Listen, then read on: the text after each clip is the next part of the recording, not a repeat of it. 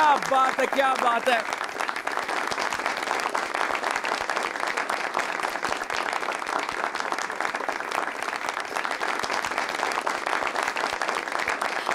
Thank you very much, ladies and gentlemen. Welcome to हद करती with Mohammad Saqib. Once again, रंग रलियां आप देख सकते हैं किस तरह उनके आंसू निकल गए हैं कभी कभी जब आप बहुत ही शानदार परफॉर्मेंस देते हो और आवाम का प्यार इतना होता है कि समंदर भी उसके सामने कुछ नहीं है, तो इस तरह खुशी के आंसू आपके निकलते हैं। आज के शो में ये हैं हमारी मेहमान, versatile actress, model, singer and what not. Property का काम भी बहुत अच्छा कर लेती हैं और पीटीवी के शानदार ड्रामों में भी काम किया है। आप लोगों के दिलों में जगह बना ली एक दफा फिर से आपकी भरपूर तालियों में मोहब्बत में द टैलेंटेड इज्जत हो तो ऐसी, नाम लिया नहीं फिर भी तालियां बज गई। प्लीज वेलकम द टैलेंटेड फिजा अली।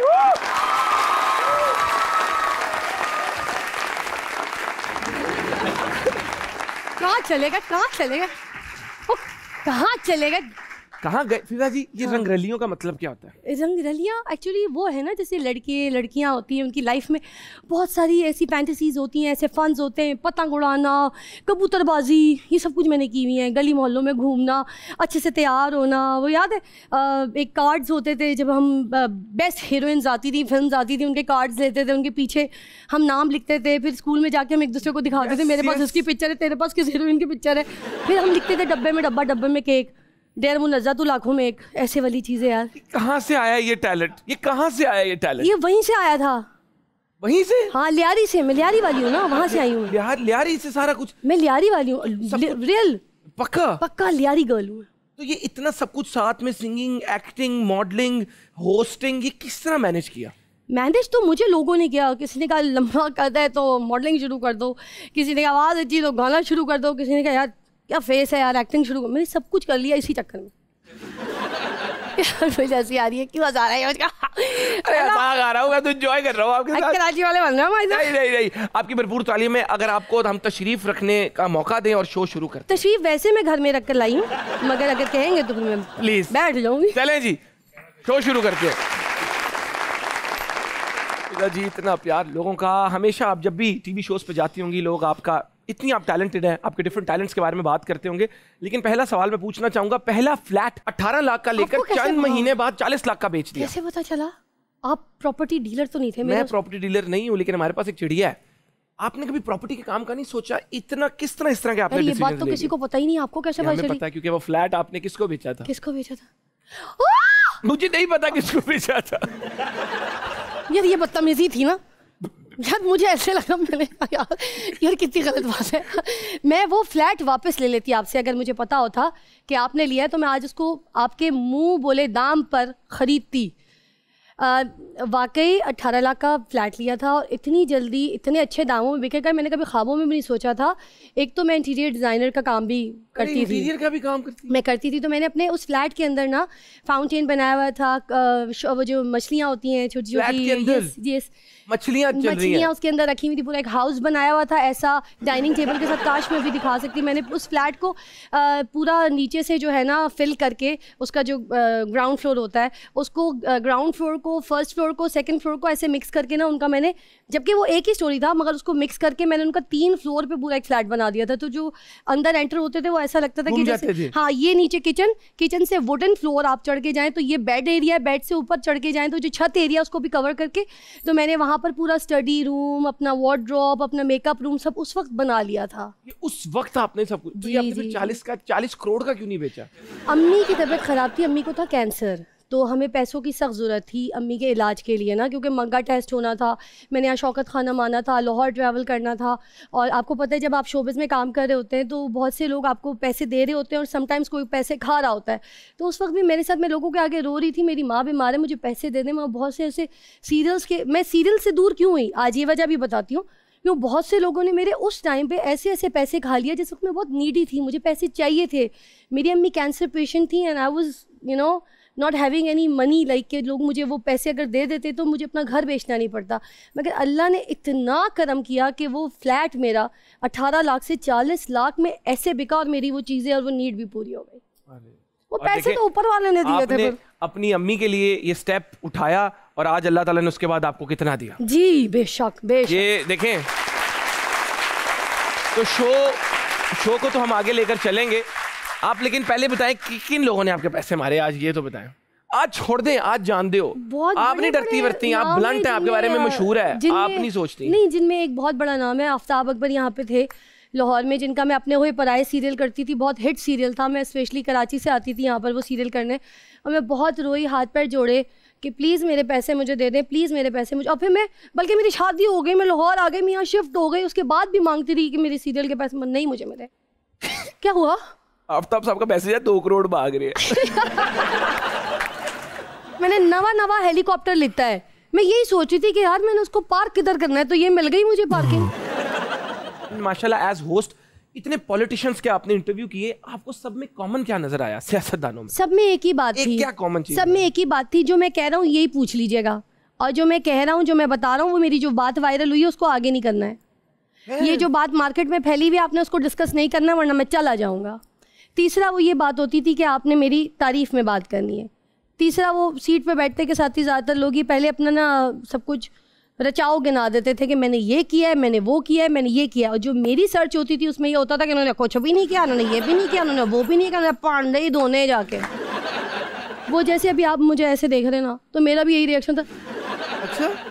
और ज़्यादातर अगर कोई मौका मिल जाए शो के बीच में, कोई ब्रेक में अगर किसी को सेल्फी लेने का, तो सबसे पहले मुझे कहते थे आप बैठ जाए, मैंने खड़ा होना है। भाई अगर मेरा कद लंबा है तो अमिताभ बच्चन, जया बच्चन की पिक्चर हो रही है ऐसे। यही चलता था, यही चलता था। मैं कहती थी भाई अब अगर मेरा कद लंबा है, दराज है। अच्छा, वो कद की वजह से कह रहे थे कि आप बैठ जाए, वरना ऐसे पिक्चर हो रही है। हाँ, हद कुछ तो ऐसा भी हुआ है कि स्टूल पे रख के कुछ पॉलिटिशियन खड़े होके मेरे से तस्वीर खिंचा के। कभी ऐसा भी आपने कहा मैं गोदी में उठा ले?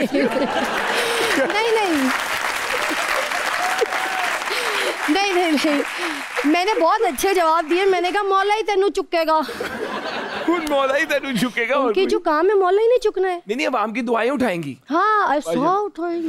तो मुझे बताएं, अगर आज के दौर में मुल्क के जो हालात हैं, इन सियासतदानों से एक सवाल पूछना हो तो क्या पूछेंगी? आसिफ अली जरदारी। उनसे मैं ये पूछूंगी कि टोपी पहन के झूठ नहीं बोलना चाहिए। अच्छा। हाँ, टोपी पहन के झूठ कैसे बोलते थे? क्योंकि कहते हैं ना, जब हम लोग हांडी वांडी बना रहे होते हैं तो हम सर ढाकते हैं, अजान होती है हम सर ढाकते हैं, किसी बड़े बुजुर्ग के सामने खड़े होते हैं सर ढाकते हैं। आप इतनी आवाम के सामने, इतने बुजुर्गों के सामने, इतने बच्चों के सामने टोपी पहन के झूठ बोल देते हैं, आप कैसे झूठ बोलते? ठीक है। और मियाँ नवाज शरीफ साहब?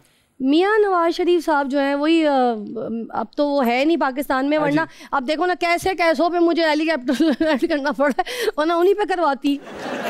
खुद सोचो। देखो, अगर मेरी तरफ से कोई बात बुरी लगी ना, तो अपनी तरफ से खुद किराया करा के रिक्शा घर चले जाना। शहबाज शरीफ साहब बहुत शरीफ हैं भाई, उनके बारे में तो बात करना ही शराफत के खिलाफ है। देखो, अच्छे टैलेंटेड लोगों को भी जिंदगी में मुश्किलात का सामना करना पड़ जाता है। चंद दिनों पहले जंगल में गुम गई थी। चंद दिन नहीं है, बस हले अभी गुम गई, जंगल में गुम गई थी। शेर से सामना हुआ जंगल में रात। वो आंखें कुछ दिख रही थी, हमें लगा कि वहाँ पर कोई शेर, कोई ऐसी चीजें थी।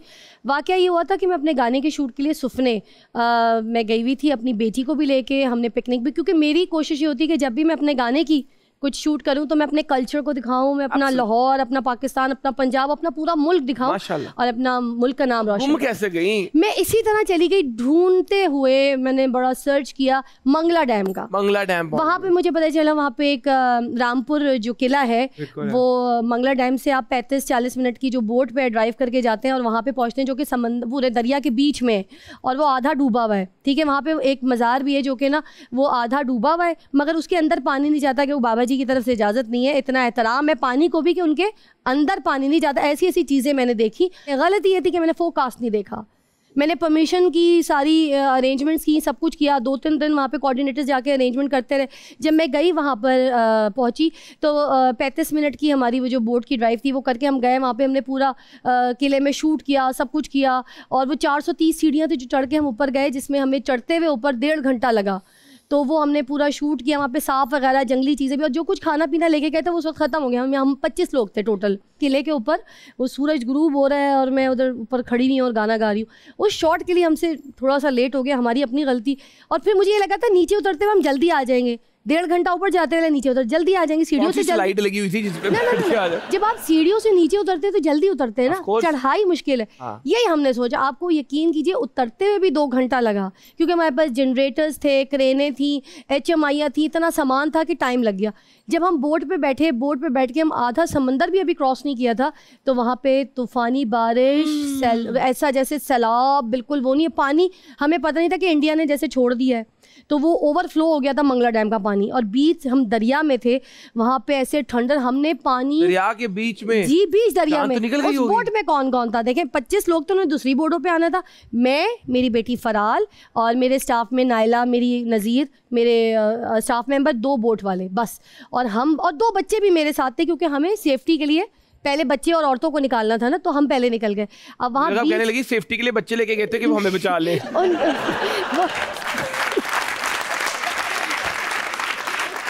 क्लोज कीजिएगा जरा, क्लोज कीजिएगा, इसका जवाब सिर्फ ये बनता है। हाँ अच्छा, तो फिर हम बीच दरिया में वहाँ पे फंस गए, ठीक है। अब जब फंस गए तो वो ऐसे जैसे बोट बिल्कुल अबाउट टू गिरने वाली थी। फिर 2 जो वहाँ पे अब्दुल्ला और उनके जो दूसरे बोट वाले थे बंदे, अंकल चाचा जी, वो पानी में कूदे, बारिश रुक नहीं रही थी, सैलाब, मतलब ऐसे कभी दरिया से इधर, हम कभी इधर, कभी बोट बिल्कुल, और बीच दरिया, किसी को तैरना नहीं। आप कल में पहाड़ी हैं, हमारा यही हाल था। फिर उसके बाद बड़ी मुश्किलों से एक बस्ती वहाँ पे डूबी थी, वो पूरा पहाड़ अंदर धंस गया पूरी बस्ती का। हम मुश्किल से वहाँ पर गए, वहाँ पर 4 घंटा मुसलसल हम अटके रहे, बारिश, तूफान, थंडर बिल्कुल नहीं रुका, और वो पानी के अंदर बोट्स पकड़ के खड़े रहे। हमने अपील की थी, तो उसके बाद ये हुआ था कि वो जो वही बोट पे जो 2 बंदे थे ना, 4 घंटा जिन्होंने इंतज़ार किया, वो हमें किसी पहाड़ के टीले पे ऊपर लेके गए। किसी का घर था, एक औरत और एक मर्द, उन्हें अपने कपड़े दिए, हमें सुखाया, आग के आगे बिठाया, वरना हम तो नीले थे। पानी ठहरा तो हमें ऐसे ऐसे निकाला गया भगा के। बस हमारे पास safe and sound Fizali is back guys. एक और सेगमेंट की तरफ चलते हैं जो बहुत ही एक्साइटिंग सेगमेंट है, जिसका नाम है लिप सिंक बैटल।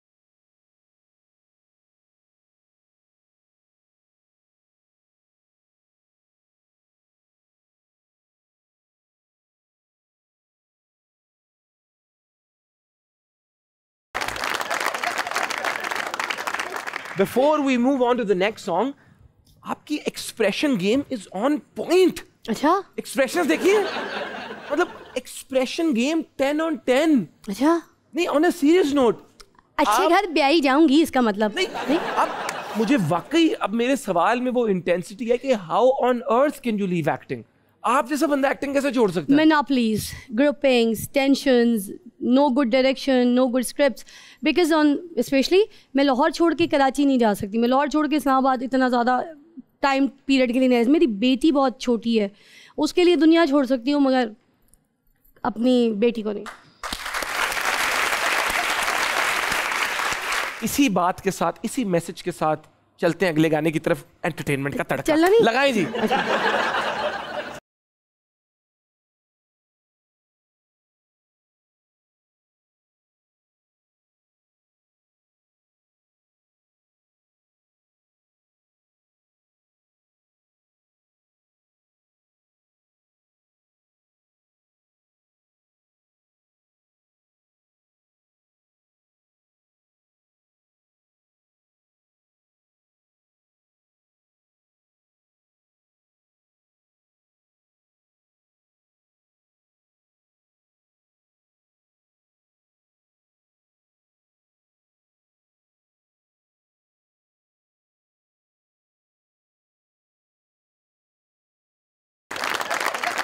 इसी के साथ चलते हैं एक छोटे से ब्रेक की तरफ। आपने कहीं नहीं जाना, क्योंकि हम बहुत जल्द वापस आएंगे। कीप वॉचिंग हद कर दी with Momin Saqib. Thank you.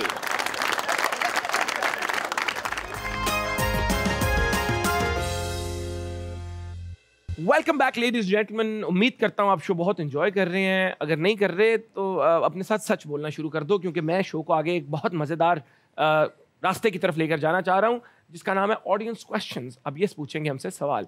जी अस्सलाम वालेकुम। माशाल्लाह, आप सब पे भी कठी कलेक्टिव रहमत। क्या नाम है आपका? मेरा नाम हीरा जुनैद है। क्या करती हैं आप? मैं एक हाउसवाइफ हूँ। माशाल्लाह माशाल्लाह, बड़ा ज़रूरी और इम्पोर्टेंट काम है बेशक।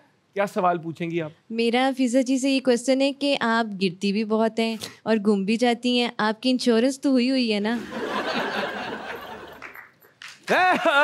पिंडी दे। अच्छा, मेरा बचपन से ना व्हील बैलेंसिंग का मसला है। मैं मालम जब्बा गई थी सबसे पहले जब लगन ड्रामा करने के लिए, शाहिद ज़हूर की डायरेक्शन पे था। तो मैं वहाँ पर बस ऐसे ही होता था, मैं गिरती रहती थी बर्फ़ में, मुंह अंदर होता था। ऊपर हेलीकॉप्टर में फैसल कुरैशी होता था, क्योंकि शॉट्स ऐसे होते थे बर्फ़ों में, पहाड़ों में, मालम जब्बा में। ऊपर से वो शॉट चल रहा होता था और उन्होंने मुझे ऊपर कैमरे से शॉट करना होता था, मुझे नीचे ढूंढना होता था। पीछे बड़े बड़े कुत्ते होते थे जो ढूंढ रहे होते थे मुझे, और मेरा मुँह इत्तफाक से अनबैलेंसिंग की वजह से मुँह अंदर होता था, टांगें ऐसे ऊपर होती थी बर्फ़ में। तो कैमरामैन कहता था मैंने मुँह कितने शूट करना है, तो टांगे अंदर बर्फ में घुसा हुआ होता था। मेरा ये शुरू से मसला है। अस्सलाम वालेकुम। अस्सलाम। क्या नाम है आपका? आमना अजहर। क्या करती हैं आमना? I am a student. क्या पढ़ती? FSc biology. लाइफ में आगे क्या करना है? डॉक्टर ही बनेंगे। किस चीज़ की? Heart specialist. हार्ट। आपने जितने भी सिंगर के साथ गाने गाए हैं उनमें मॉडलिंग भी किया है, तो आपको उनके पैसे ही नहीं मिले, आप उनकी रिपोर्ट क्यों नहीं कर देती वीडियोस? मेरा बहुत दिल है, किसी ने लिहाज ही नहीं किया मेरा, किसी ने ये सोचा ही नहीं। इसी तरह मैं शो पे बैठी होती थी, इसी तरह मैं शो पे बात कर रही होती थी, और मुझे ज़बरदस्ती उठा के जो है ना, मुझे कहा जाता था कि आप प्लीज़ रिक्वेस्ट कर करके कि आपने हमारे साथ गाना गाना है। ना मैंने किसी से गाना मांगा, ना मैंने किसी की मिन्नतें की, बल्कि सब ने मुझसे मिन्नतें की कि आपने हमारे गाने में गाना गाना है। और क्योंकि मेरा सबसे पहला गाना जो था वो था राहत फ़तेह अली ख़ान के साथ, उन्होंने गाया भी था, उनकी कॉम्पोजिशन थी, उन्होंने मुझे अपने साथ गवाया भी था। सुबह की फ़िज़ा, वो मेरा बहुत बड़ा सॉन्ग है, मेरी ज़िंदगी का पहला गाना ही राहत फ़तेह अली ख़ान साहब के साथ है। उसके बाद मैंने शिराज़ उपल के साथ गाया था, जो रंगरलिया यहाँ पे परफॉर्म किया, वो उनकी कॉम्पोजिशन में था। तो मुझे ये नहीं पता था कि मेरा ग्राफ ऐसे गिर जाएगा, और मैं जिन लोगों के साथ गाना गाऊंगी और जो मुझसे मेरे एज अ गेस्ट प्रोग्राम में बैठे, वो इस तरह का भी फ़ायदा लेंगे। जैसे बहुत से बड़े नामों में एक नाम लेती हूँ, ज़िशान रोकड़ी साहब। मेरे जितने पिछले अगर आप शोज़ उठा के देखते हैं, मैं उनको ज़िशान भाई कह के ऐसे इंटरव्यू करती थी कि ज़िशान भाई बताएं ना आपकी शादी कब होगी, ज़िशान भाई आप बताएं, आप ये ज़िशान भाई बताएं आपका नया गाना कौन सा आ रहा है। ठीक है, वो गाने जो मैंने ज़िशान भाई के साथ गाए वो उनके वालिद साहब के साथ गाने थे, शफ़ाउल्लाह रोकड़ी साहब के साथ वो गाने थे, इत्तेफाक से ज़िशान भाई के साथ गा दिए। जब टिकटॉक पे मैं हर जगह लिखती थी भाई, और किसी जगह इंस्टा पे भी भाई लिखती थी, तो उन्होंने क्यों ज़िंदगी में भाई का जवाब बहन के साथ क्यों नहीं लिखा? जब उनके टिकटॉक पे लोग बकवास लिख रहे होते थे कि कहीं आपकी इनसे शादी तो नहीं हो रही, आप भाई मुझसे उम्र में भी छोटे हैं, मेरी एक बच्ची है, आपने वहाँ पर क्यों क्लियर नहीं किया कि ये मेरी बहन है? मुझे इतना दुख हुआ, मुझे इतना अफसोस हुआ इन हरकतों का। कन्फ्रंट नहीं किया आपने, उनसे बात नहीं की? नहीं, मैंने बाद में एक वीडियो भी बनाई थी, मगर मुझे ये देखे शोहरत एक पॉजिटिव वे से भी हासिल की जा सकती है। जैसे मेरी ज़िंदगी में कोई ऐसी चीज़ें नहीं है जिससे मैं कोई गलत तरीके से वायरल होने की कोशिश करूं। मुझे वायरल नहीं होना, मगर ना मुझे कोई काम इतना कोई शौक है कि इंडस्ट्री में किसी गलत जगह घुस के मैं काम हासिल कर लूं। जब तक बंदा शरीफ नहीं, मैं काम नहीं करूंगी। मगर आपने क्यों क्लियर नहीं किया? आप फिर मैं उस क्लिप को जोड़ के मैं लोगों को बता रही हूँ कि भाई, फिर बाद में उन्होंने ये बात एक अपलोड की थी अपने सोशल मीडिया पे कि वो मेरी बहनों से बढ़कर हैं। ये बात उन्होंने बाद में अपलोड की, पहले क्यों नहीं अपलोड की? मेरा पहला सवाल। फिर पैसे मैंने उनसे मांगे ही नहीं, इतने मैंने उनके साथ 3 गाने किए, मगर उनको तो इस बात का एहसास होना चाहिए था कि ये मेहनत भी कर रही है, ये मॉडलिंग भी कर रही है, ये आ भी रही है, ये काम भी कर रही है। मैं पूरी प्रोडक्शन चीज़ें सब कुछ देखती थी, वार्डरोब से लेके हर चीज़, लोकेशंस भी। तो किसी ने ये नहीं बोला कि यार आपकी भी बेटी है, यही काम करके आपकी भी कौन सी राइस मिले, यही पैसे कमाने, तो आप पैसे ले लो। ये जो मलकू भाई हैं, इनके साथ भी मैंने बड़े गाने किए। मलकू भाई ने भी कोई लिहाज नहीं किया, मुझे कोई पैसे नहीं दिए। हर बार ये होते थे कि वो कहते थे अभी इस गाने की आप रिकॉर्डिंग पे आएंगी तो आपको पैसे मिल जाएंगे, मुझे उसके भी नहीं मिले। मेरा कसूर क्या है मुझे बताइए? मुझे किसी ने नहीं दिए पैसे, इसीलिए मैंने सिंगिंग छोड़ दी, 1 साल छोड़ दी। फिर और तो और, मैं सज्जाद अली साहब मेरे बड़े भाइयों की जगह है, वो एक ड्रीम है, वो एक जॉनरा है सज्जाद अली। मैं उनके घर गई, उन्होंने मुझे इतनी इज्जत दी कि मैं आपको वो लफ्ज़ नहीं बना, मतलब लफ्ज़ में बुंद के नहीं बयान कर सकती। उनकी बेगम, उनके बच्चे, चॉकलेट्स, गिफ्ट, खिलाना पिलाना, इज्जत, सेल्फीज़। लोगों ने उस पर लिख दिया फ़िज़ा अली ने जो है सज्जाद अली साहब से शादी कर ली, उनकी बेगम ने भी बच्ची और फ़िज़ा को एक्सेप्ट कर लिया। इतनी मतलब कभी कभी दुख होता है यार, क्यों ऐसी बातें करते हैं? आंसू निकलते हैं कलेजे से, दिल से रोता है बंदा यार, फट जाता है तुम लोग। कौन कौन? इनकी बात कर रहा हूँ जो ये कमेंट्स करते हैं कि सजाद अली व्हाई? अच्छा, मैंने कहा भूल गई गजनी, मैंने कहा मैं फिजा। जिंदगी किसी ने में कोई नेगेटिव कमेंट किया ना फिजा जी के बारे में? यार खुद सोचे कल को उसकी शादी करनी है अभी यार। मैं कौन सा मेरे खुद लात ऐसे हैं। लेकिन आप लोगों को अगर दिल करे नेगेटिव कमेंट करने का मेरे पे करो। मेरा सोशल मीडिया आओ मोमिन साकिब @MOMINSAQIB नेगेटिव कमेंट इधर आके करो फिजा जी के बारे में। अब किसी ने कोई बात नहीं करी मैं तबीयत साफ कर दूंगा। बच्चा ये बच्चा बहुत अच्छा है, ये आगे इतना आगे जाएगा सीधा छतरे निकल जाएगा। मैं मालूम जब्बास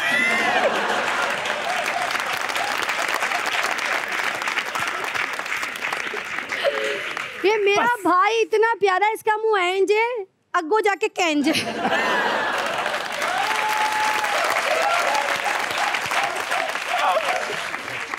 अस्सलाम वालेकुम। वालेकुम अस्सलाम। क्या नाम है आपका? मेरा नाम कशफ ईमान है। कशफ क्या करती हैं? मैं FSC की स्टूडेंट हूँ, फर्स्ट ईयर प्री मेडिकल। माशाल्लाह। कशफ सब ठीक है? यस। चलो सवाल पूछो। मेरा सवाल ये है कि आप बहुत बचत करती हैं कि सरफ भी खुला मंगवाती हैं, हम भी बहुत बचत करते हैं, फिर पाकिस्तान पे इतना कर्जा क्यों चल रहा है? अरे इस मुल्क में सभी बचत कर रहे हैं तो फिर मुल्क पे कर्जा क्यों चढ़ रहा है? हमारी तो सेविंग्स इतनी हो जानी चाहिए कि हम दूसरों को उधार दे दें। ये इतना जद ये तुम्हें पता कैसे चला कि मैं खुला सरफ मंगवाती हूँ? ये तो मैंने कहीं मेरे ख्याल से बताया। जिस मंगवाती किससे आप? सर्फ कौन डिलीवर करता है? नहीं डिलीवर में मुझे नहीं पता। एडा तू धोबी नहीं वैसे ये सच्ची बात है, ये मैंने कभी मीडिया में बैठ के कहीं बोला नहीं, मगर आपको पता है तो मुझे फिल्म आ गया। हाँ बड़ी बात है। अच्छा खैर, तो सर्फ खुला जो इसीलिए इस्तेमाल होता है क्योंकि एक तो जो खुला सर्फ है वो वॉशिंग के लिए बड़ा अच्छा होता है। ये अगर आप बाज़ार के बड़े बड़े ब्रांड में नाम नहीं लेना चाहूँगी, जितने महंगे ब्रांड्स हैं उसके अंदर आपने देखा होगा वो एक नीला नील का दाना जैसे सवैयाँ का होता है वो मिलता है। वो आपको पता है कपड़े की कास्टिक को ख़राब कर देता है, कपड़े की क्वालिटी को ख़राब कर देता है, कपड़े की झिल्ली मार देता है, कपड़े के धागे को बर्बाद कर देता है, जिसका रवा खड़ा हो जाता है। जब ये रवा खड़ा हो जाए तो उसका मतलब है कि आपका कपड़ा डैमेज की तरफ जा रहा है। और हम महंगे महंगे कपड़े लेते हैं, हाथ से कपड़े धोते हैं क्योंकि टी-शर्ट्स वगैरह हाथ से धुलती हैं, जो ऐसे कोई मोटे चादरें ये चीज़ें होती हैं मशीन में धो लेते हैं, ऐसे ही है। तो फिर उस सर्फ को जब आप उस सर्फ के साथ मिक्स करेंगे तो उससे एक तो सफाई अच्छी, धुलाई साफ़ सुथरी होगी और वो इतना हैवी केमिकल वाला सर्फ नहीं होता। तीसरी बात खुशबू अच्छी होती है। उसके बाद आपको सॉफ्टनर में कपड़े डुबो के तो तमाशे नहीं करने पड़ते, धो के देखिएगा, सस्ता भी अच्छा भी। इसी बात पर अगला सवाल पूछना चाह रहा था लेकिन क्या करें, ब्रेक लेनी पड़ेगी। चैनल चलते इस तरह है तो आप कहीं मत जाइएगा। मुझे पता है आपको अच्छा नहीं लगता ये जो हमारी दूरी है, लेकिन चैनल चलते इस तरह जाकर इस तरह आएंगे। कहीं मत जाना, चाय कॉफ़ी पीनी है पी लो, बाथरूम जाना है हुआ, क्योंकि हद कर दी का सिलसिला भी ख़त्म नहीं हुआ। Love you.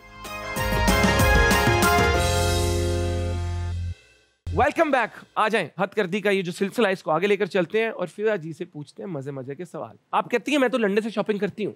अल्लाह, लंडा इधर भी खुल गया। हाँ इधर है ना, बड़ा हैवी वेट लंडा इधर। तो लंडे में जाके बार्गेनिंग का कुछ तरीका तो बताया था।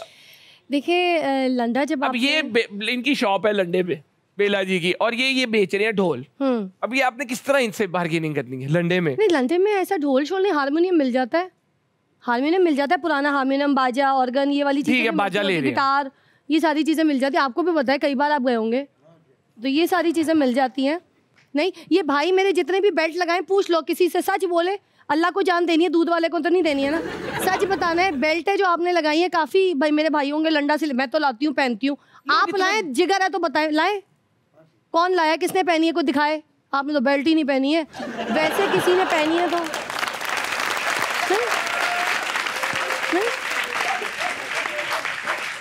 नहीं। लेकिन फिजा जी, लोग इतने ब्रांड कॉन्शियस क्यों होते हैं? क्यों होते हैं कपड़ों को लेकर? एक सिर्फ ये जिस्म ढकने का तरीका ही है ना। वैसे एक बात बताऊं, इस तरह गाड़ी एक लोहा है जो आपको एक जगह से दूसरी जगह लेकर जाती है, तो ये ब्रांड कॉन्शियसनेस कहाँ से आ गई? देखिए मैं अपने आप को कहूंगी मैं ब्रांड कॉन्शियस ही हूँ, इसीलिए तो लंडा जाती हूँ, वहाँ पे ब्रांड ही मिलता है। ओके, वो ब्रांड सिस्टम में ले लेती है। ब्रांड के लिए तो आप मुझे बताओ, लंडा में ब्रांड ही मिलता है ना, कोई मेरी पुप्पी के कपड़े थोड़ी मिलते हैं। वो जोसेफ की पुप्पो के होते हैं। अब मैंने लंडा की चप्पल दिखाई तो ये तो परेशान नहीं दिखा दे।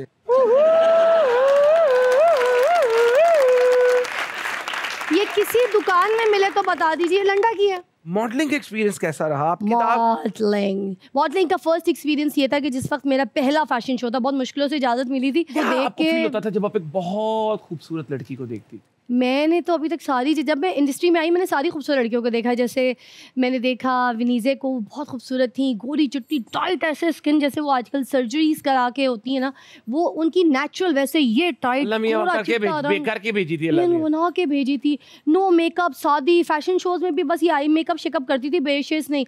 और सुनीता मार्शल इतनी खूबसूरत थी, उसका ऑल्दो थोड़ा सा सांवला रंग था, मगर वो जब ब्राइडल मेकअप के लिए किसी दुल्हन के जोड़े के लिए तैयार होती थी तो हम उसके आगे खड़े नहीं हो पाते थे। वो रैंप ले जाती थी, वो इतनी क्या रैंप उखाड़ के ले जाती थी? कारपेंटर कैमरा से मूवी नहीं होता था, पूरा फैशन शो की रील देख लो, वो सुनीता पे अटका होता था।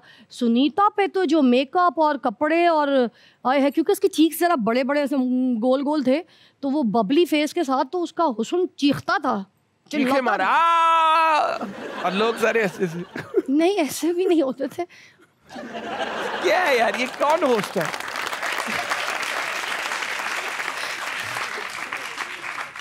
आप कितनी माशाल्लाह हैप्पी हैं यार। अच्छा खैर, ये इरज, ओए होए होए, इरज जैसी मॉडल ना आई है ना आ सकती है। किसी ने गूगल करना है किसी को कुछ सीखने के लिए, सांस रोक के उसका नाम लेना पड़ता है, इरज मंजूर। और वो उनकी वालदा सुपर डुपर टीवी एक्ट्रेस थी, ग्रूम्ड एक्ट्रेस, क्वालिफाइड एक्ट्रेस, पढ़ी लिखी मॉडल। क्या इंग्लिश, उसका बोलना, खड़ा होना, उसके पिक्चर्स।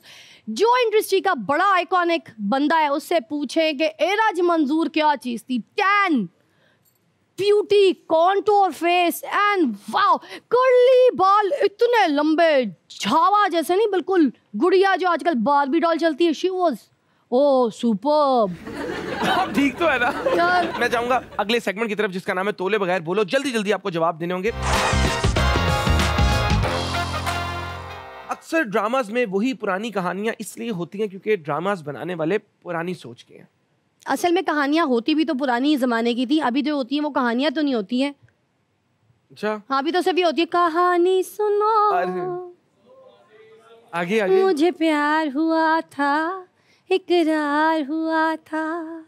इनमें से कौन अपनी लुक्स को लेकर सबसे ज्यादा कॉन्शियस है? ईमान अली, सदफ कवल, नादिया हुसैन, सारा लोरैन? मुझे लगता है सारा लोरैन सबसे ज्यादा बहुत कॉन्शियस है। ठीक है। कौन सा एक्टर अपने हिसाब से कंप्लीट पैकेज है? वहाज अली, फरहान सईद, मोहसिन अब्बास, बिलाल अब्बास खान? इनमें से मैं किसी को अगर मैं कहूँ मैं जानती नहीं हूँ तो। किस एक्टर या एक्ट्रेस की इमोशनल एक्टिंग देख के रोने से ज्यादा हंसी आती है? इमोशनल एक्टिंग देखे, आय हाय, किसकी एक्टिंग क्यों नहीं देखती मैं? किसी की पाकिस्तानी? हाँ। नहीं, ऐसा कुछ नहीं हुआ। एक एडवाइस अगर आपको इन एक्ट्रेसेस को देनी हो तो क्या होगी? आमना हक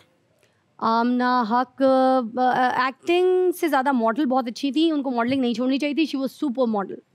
आयजा खान ना super duper classy actress, beauty भी उसका कंप्लीट पैकेज, वाओ आला। माहिरा बहुत ही खूबसूरत है, और एक्टिंग जो उनका स्केल नहीं था मगर उन्होंने उसके बावजूद, because she was in anchor, और उन्होंने एक्टिंग में जमा दिए कदम, छा गई हैं भाई। सना जावेद बहुत खूबसूरत हैं, इमोशनल सीन्स भी बहुत अच्छे करती हैं, और चांद का टुकड़ा लगती है मुझे बहुत। गोरी चिट्टी है, गोरी चिट्टी। आमना इलियास में टैलेंट कूट कूट के भरा है, मगर अभी तक मुझे लगता है वो प्लेटफॉर्म उसको नहीं मिला जो वो डिजर्व करती है। मीरा जी एक्टिंग बहुत अच्छी करने की कोशिश करती है, मगर उनको सही डायरेक्टर्स मुझे लगता है नहीं मिले, दुनिया में मजाक उड़ाने वाले ज़्यादा मिले। Saba is a very fine actress, she was my first friend. जब मैंने पहली कोई दोस्त बनाई थी तो Saba was my first friend. Is she still your friend? अभी टाइम नहीं मिलता। लास्ट जब बच्ची पैदा हुई थी तो उस वक्त उसके घर गई थी, तो I had a great time. उसके बाद मेरी दोस्तें ऐसी होती हैं, हम 5 साल बाद भी मिले तो बहुत इज्जत से मिलते हैं। She was a very good girl. Bollywood में कौन है जिसके साथ फ्री में भी काम कर लेंगी? बॉलीवुड में नो वन। होस्टिंग में सबसे बेस्ट किसको मानती है? नादिया खान, शाइस्ता लोधी, निदा यासिर, सनम झांग? निदा बहुत अच्छी है, सनम भी बहुत, सनम बड़ी नेचुरल सी है, और शाइस्ता भी बहुत अच्छी है, मगर शाइस्ता थोड़ा सा स्मार्ट भी है। बाकी जो है जिनके मैं नाम ले रही हूँ स्मार्ट नहीं है, वो स्मार्ट वो होता है, थोड़ा सा चालाक नहीं है बहुत जो है यार। चालाक है आप कह रही हैं? हाँ वो चालाक है, थोड़ी सी स्मार्ट समझदार है, उनको पता है किधर कहाँ चलना है, कैसे क्या बोलना है, किससे क्या बात करनी है। She is clever enough, but बाकी नहीं है। बाकी आजकल आपका क्रश कौन है? आजकल मेरा कोई ना पहले था ना अभी है। कभी बचपन से कोई क्रश ही नहीं था? नहीं सच मेरा कोई क्रश व्रश। हाँ मुझे वो बहुत पसंद है जिनका पता ही नहीं मुझे कोई। और जल्दी से एक और सेगमेंट की तरफ चलते हैं जिसका नाम है मूड स्विंग्स। मैं एक डायलॉग बोलूंगा और आपको वो एक सर्टेन इमोशन में बोल के दिखाना होगा। अच्छा। तो कौन होती हो तुम इतनी सुंदर दिखने वाली, तुम्हें कोई हक नहीं पहुंचता कि तुम इतनी प्यारी लगो। गुस्से में कौन होती है तुम इतनी सुंदर दिखने वाली, तुम्हें कोई हक नहीं पहुंचता कि तुम इतनी खूबसूरत लगो।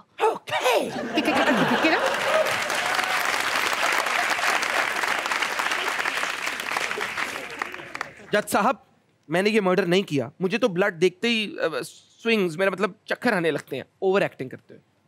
जज साहब ये शब्बू ये कत्ल मैंने नहीं किया। शब्बू जज साहब इस पे यकीन ना कीजिएगा, मुझे तो खून देख के उल्टियां आ रही है। जज साहब ऑर्डर ऑर्डर ऑर्डर, तालियां। ये है वो लड़का जिससे मेरी शादी होनी है। वाओ कितना हैंडसम है मामा, इतनी जबरदस्त पर्सनालिटी है, इतना कमाल का है, लंबी लंबी मूछें हैं, डरते हुए जैसे जिन देख लिया आपने। अम्मा कौन है ये लड़का? अम्मा मुझको ये लड़का बहुत अच्छा लगता है, मैं इससे शादी करना चाहती हूँ। अम्मा मैंने तो इतना कमाल लड़का कभी भी नहीं देखा, मैं इससे शादी करना चाहती हूँ। बाबूजी बाबूजी बाबूजी। नहीं नहीं नहीं, क्या शोर और तालियां।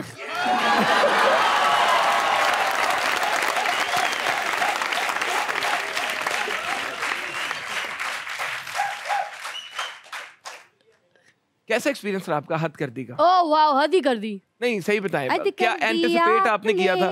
हद कर दी आपने, हद कर दी आपने, हद कर दी आपने। Before coming to the show, आपका कोई परसेप्शन था, कोई थॉट्स थी शो के बारे में? और मैं 4-5-6 जगहों से बहुत डरी हुई थी और मैं बहुत घबरा रही थी। मेरे भाई ने भी मुझे कहा था कि आजकल कंटेंट इस तरह का चल रहा है कि औरत के साथ थोड़ी सी बदतमीज़ी, गंदे सवाल और वल्गैरिटी जो है उन सब का जो है ना कोई लिहाज, कोई कुछ नहीं किया जा रहा, तो देख के जाना है। तो पहले भाई ने इनको सर्च किया, उसके बाद फिर मैंने सर्च किया, फिर मेरी भाभी ने सर्च किया, फिर मेरी बहन ने सर्च किया, फिर मुझे इतना कुछ सर्च मेरे मोबाइल पे आया रात को, फिर उसके बाद टीम ने भी मुझे इनका काफी, क्या आपको आई लव्ड इट। आप माशाल्लाह, क्या सबने अप्रूवल दिया आपको? अप्रूवल मिली मुझे वाहिद आपके शो के लिए, वरना मैंने अभी इंटरव्यूज देने बंद कर दिए थे। तो इतना अच्छा कंटेंट है, इतनी अच्छी प्रोडक्शन टीम, मैनेजमेंट टीम, तो वो बहुत अच्छा आपका मतलब best. You are too kind. आप इतनी सी एज में इतना टैलेंटेड होना, इतना अच्छा होना, इतना शरीफ होना, और एंटरटेनमेंट शराफत के साथ बहुत मुश्किल मैनेज करना होती है। Hats off to. अल्लाह ताला आपको बहुत खुश रखे, आप शो पर आई, आपने इतनी पॉजिटिविटी यहाँ पे आपने हमें दी, इतना आपने हमें एंटरटेन किया, आप खुश थी। सबसे बड़ी बात है कि you are involved in the show, और आपकी बड़ी बातों से हमने सीखा भी कि किस तरह आपने, आई थिंक शो का स्टार्ट ही इतना इम्पैक्टफुल था। और मैं चाहूँगा कि हम अक्सर अपने शो को एंड करते हैं एक कोई प्यारी सी बात करके या कोई सोशल इशू हाईलाइट करके, बट आई थिंक मैं शो के स्टार्ट को वापस लेकर आना चाहूँगा कि उन्होंने अपनी अम्मी की खिदमत की जब उनकी अम्मी की तबीयत ख़राब थी, और ख़ुद भी खिदमत की, और जो अपनी कैपेसिटी में वो कर सकी, बेशक वो उनका अपना घर था, उन्होंने बेच दिया, उन्होंने ये किया। तो आई थिंक आज शो का जो मैसेज है वो मैसेज ही ये होना चाहिए कि आप अपने माँ बाप की खिदमत करो, वो बेशक आपके वक्त से हो, आपके फाइनेंसिस से हो, या जो भी हो, आपको कोई भी लिमिट तक जाना हो तो आपको जाना चाहिए, एज लॉन्ग एज आप किसी के साथ ज्यादती नहीं कर रहे। आई थिंक इस मैसेज से मैं शो को एंड करना चाहूँगा, आपका शुक्रिया अदा करना चाहूँगा, और कहना चाहूँगा कि आप कोई अगर आखिरी बात, कोई किसी जोक से, कोई प्यारी सी बात से शो को अगर आप एंड करना चाहें। हरी हरी घास में मेरा इंतज़ार करना, अगर मैं ना आऊँ तो गधे से बात करना। क्या बात है ladies and gentleman, ladies and gentleman, keep smiling, keep rocking. इसी तरह आप हंसते खेलते रहें तो हम भी खुश रहेंगे। मिलते हैं आपसे हद कर दी के अगले एपिसोड में, तब तक के लिए अल्लाह हाफिज, आई लव यू।